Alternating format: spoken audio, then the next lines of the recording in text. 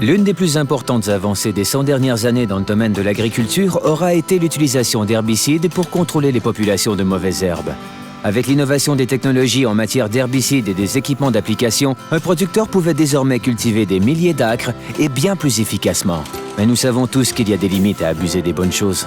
Les producteurs ont fini par remarquer que leurs herbicides préférés semblaient moins efficaces que par le passé. En fait, après avoir utilisé de façon répétitive le même herbicide d'année en année, ils ont constaté que certaines mauvaises herbes poussaient même dans les zones traitées à l'herbicide, produisant ainsi de futures générations présentant le même problème, maintenant connu de tous sous le nom de résistance aux herbicides. Au départ, les producteurs ne comprenaient pas toutes les répercussions du problème et ils ont simplement changé d'herbicide.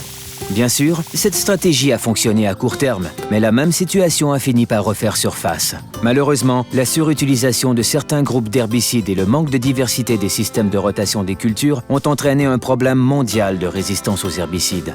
Bien que la résistance soit un problème croissant au Canada, nous n'avons pas encore atteint les niveaux que connaissent d'autres régions du monde comme l'Australie, où certains producteurs ont épuisé tant d'options d'herbicides qu'il ne s'agit plus pour eux de déterminer quelle culture ils veulent produire, mais bien celle qu'ils peuvent produire.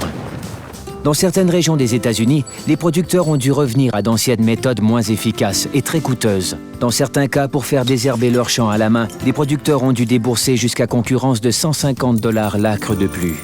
Heureusement, au Canada, nous sommes à un stade où nous parvenons encore à gérer la résistance aux mauvaises herbes. Mais nous devons prendre l'engagement à long terme de modifier nos pratiques agricoles et de changer fondamentalement notre mentalité en matière de gestion des mauvaises herbes.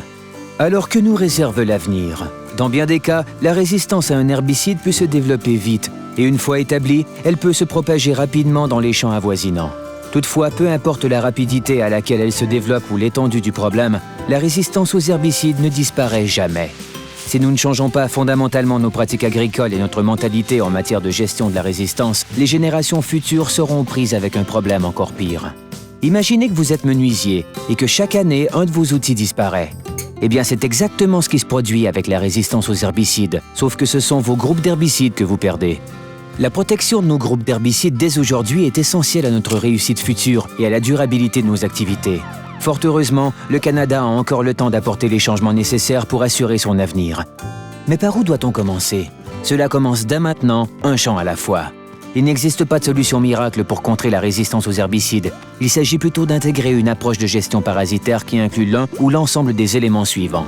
L'emploi de la meilleure génétique de culture, la bonne rotation des groupes d'herbicides, la diversification des rotations et des systèmes de culture, la pulvérisation localisée ou l'élimination manuelle de tales de mauvaises herbes avant leur propagation, la maximisation de la compétitivité des cultures par des taux d'encensement et de fertilisation idéaux, l'utilisation de cultures de soutien et finalement le travail du sol pour incorporer des herbicides spécifiques ou le contrôle général des mauvaises herbes.